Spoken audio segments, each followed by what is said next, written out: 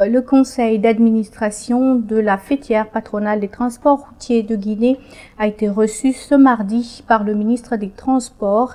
Cette structure, dont la mise en place est soutenue par l'Union européenne, se fixe comme ambition de développer et moderniser le secteur des transports routiers.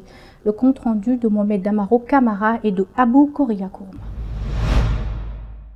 Le conseil d'administration de la fêtière patronale des transporteurs de Guinée est composé d'une vingtaine de membres désignés récemment à Kindia. Ce mardi, dans la salle de conférence du ministère des Transports, le bureau a été présenté au ministre Abouakar Silla. Cette fêtière patronale est née de la fusion de l'Union nationale des transporteurs routiers de Guinée et la Fédération syndicale nationale mécanique de Guinée. La mission de fêtière, c'est pour organiser le transport routier de Guinée et pour sécuriser le transport routier de Guinée et défendre l'intérêt des transporteurs de Guinée.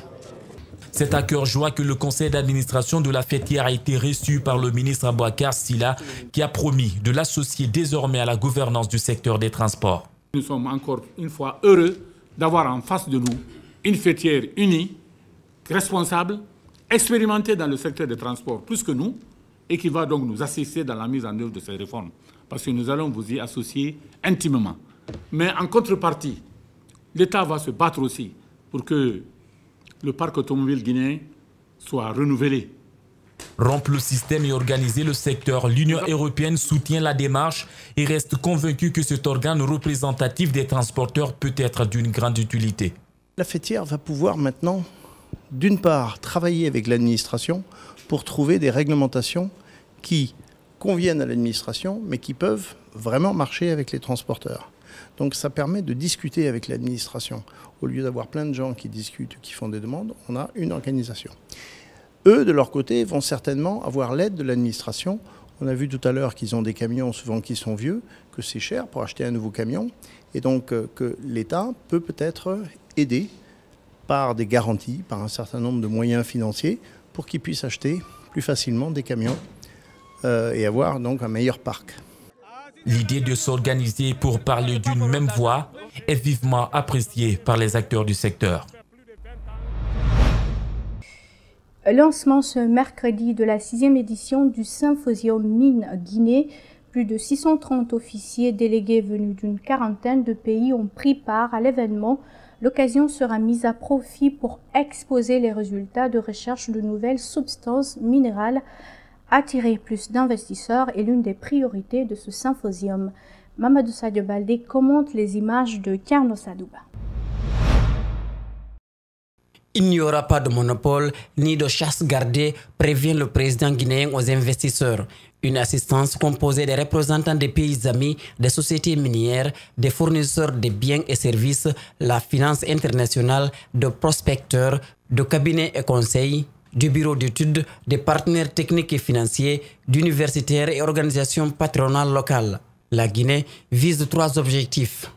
Les plus favorables pour que les sociétés minières puissent s'épanouir totalement dans une libre concurrence, c'est-à-dire pas dans une position de monopole. Deuxièmement, que la Guinée puisse tirer le maximum de ses richesses minières. Troisièmement, améliorer considérablement les conditions de vie des populations à travers le contenu local. La Guinée est ouverte à tous les investisseurs d'où qu'ils viennent, mais Alpha Condé rêve de voir des entreprises locales s'intéresser davantage. Nous voulons qu'il y ait des Guinéens aussi qui exploitent les mines. Aujourd'hui, nous avons la chance, il y a 2 sociétés guinéennes. Car si ces ressources sont pour la Guinée, il faut qu'on ait des Guinéens qui soient capables d'exploiter ces mines. Et ensuite, la coopération sud-sud. Tout le monde triche dans les affaires, ironise le président guinéen. Il exige que les règles soient appliquées à toutes les parties.